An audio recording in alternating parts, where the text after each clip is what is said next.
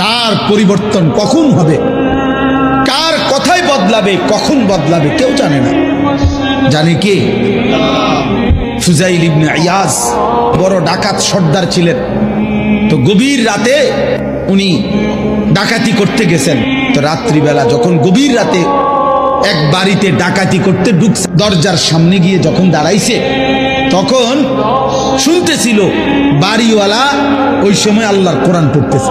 উনি দরজায় দাঁড়াইয়া শুনতেছে যে বাড়িওয়ালা ভিতর থেকে আল্লাহর কোরআন পড়তেছে, আলাম ইয়ানি লিল্লাযীনা আমানু আন তাখশা কুলুবুহুম লিযিকরিল্লাহ। এই এক আয়াত ওনার কলিজা ছিদ্র করে ফেলছে। উনি পিছন দিকে ফিরে এসে আর চিৎকার করে দুই হাত তুলে বলছে, আয় রব, আয় মাওলা, সময় হলো, হয়েছে সময়, আমি আর এই নাফরমানির জিন্দেগি করব না, দিলাম ছাইড়া। তখন তিনি ওই সময় রাত্রে তো আল্লাহর কাছে এক ফোঁটা চোখের পানি ফেলতে ওনার মন চাইছে, তওবা করবে, মাফ চাইবে, আজকে গুনাহ ছেড়ে দিবে। তখন উনি তওবা করে সরাসরি হিজরত করে আল্লাহর ঘর মক্কায় চলে আসছে। আর বাকি হায়াত কাবার পাশেই উনি জীবন কাটাইছে। এরপরে উনি হইছেন সাইয়্যিদুল আউলিয়া, আউলিয়াদের সর্দার।